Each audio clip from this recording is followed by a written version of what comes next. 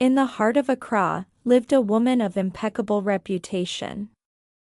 Zaina Ajay was more than a lawyer, she was a force of nature. Her clients called her the Lioness of the Courtroom, a title she had earned for her unrelenting pursuit of justice.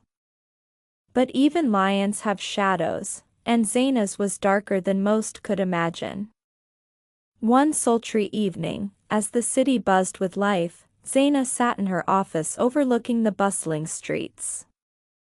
The fan hummed softly, and the aroma of roasted plantains wafted through the window.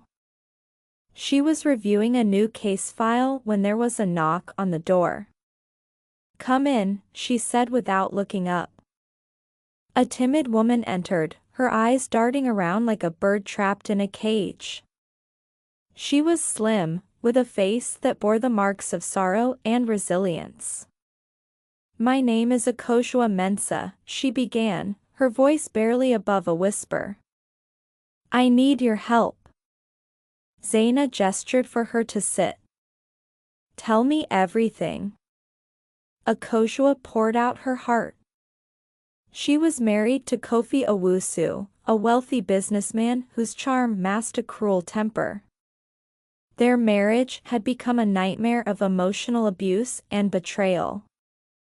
"I want out," Akoshua said, her hands trembling. "I need to start over." Zaina's heart ached for the woman, but her professional mask remained intact. "You've come to the right place," she said. "I'll make sure you get the freedom you deserve." The case was complicated. Kofi was powerful and influential, with connections that could make life difficult for anyone who crossed him. But Zaina thrived on challenges. Over the next few months, she fought tooth and nail to secure Akoshua's freedom. She uncovered evidence of Kofi's infidelity, exposed his financial misdeeds, and built a case so airtight it was impossible to refute. When the final court ruling granted Akoshua her divorce and a significant settlement, the courtroom erupted in whispers. Kofi's face was a mask of fury as he stormed out, but Zaina stood firm, her eyes locking with his. "Thank you," Akoshua said tearfully. "You've given me my life back." Zaina smiled, but there was a flicker of something else in her eyes. Months passed, and life moved on. Akoshua started a new business with the settlement money, and Zaina immersed herself in her work. Then, one evening, Zaina attended a charity gala. The event was a swirl of silk gowns, tuxedos, and clinking glasses. Amid the crowd, she spotted Kofi. He approached her with a smile that was disarming. "Zaina Ajay," he said, his voice smooth as velvet. "The woman who brought me to my knees."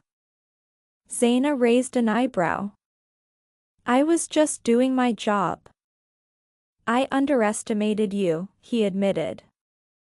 "But now that the dust has settled, I see you for what you are, brilliant, fierce, and captivating." Zaina was taken aback. She had expected anger, not admiration. Against her better judgment, she found herself drawn to him.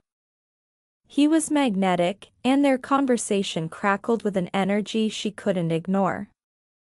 What began as occasional encounters quickly turned into late-night dinners and stolen moments. Zaina justified it to herself, people were multifaceted, and Kofi was no exception. He showed her a side of himself that was tender, vulnerable even. Before long, they were in love, or so she thought. When news broke of their relationship, it spread like wildfire. Accra buzzed with gossip. How could Zaina, the woman who had championed Akoshua's cause, now be involved with the very man she had denounced? Akoshua was devastated. She confronted Zaina, her voice trembling with anger and betrayal. How could you? She demanded. You of all people? Zaina had no answer. She had crossed a line she never thought she would, and the weight of her choices began to crush her. But the scandal didn't deter Kofi. He proposed to Zaina, and despite her lingering doubts, she accepted. Their wedding was an extravagant affair, but beneath the glittering facade lay cracks that would soon shatter their fragile union. As time passed, Zaina began to see Kofi's true colors.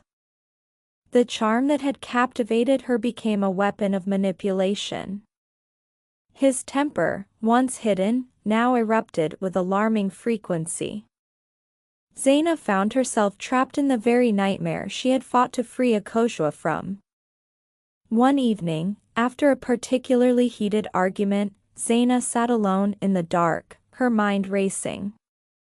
She thought of her ex-husband, Kwame, a kind and steady man she had left years ago in pursuit of her career. She realized she had made a grave mistake in choosing ambition over love. Determined to make amends, she reached out to Kwame.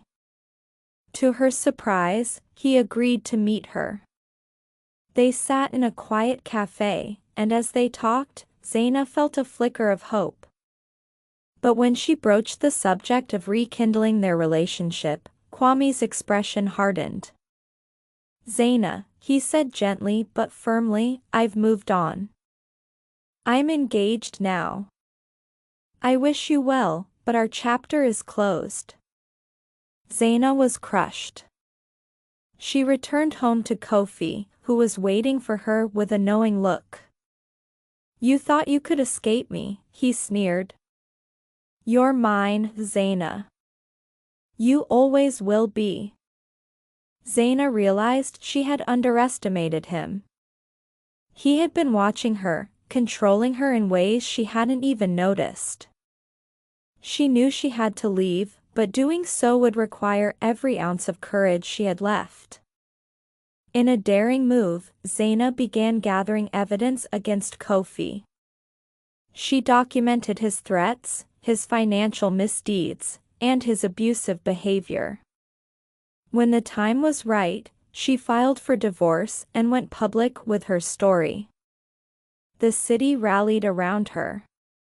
Kofi's empire crumbled under the weight of the revelations, and Zaina emerged from the ordeal stronger than ever.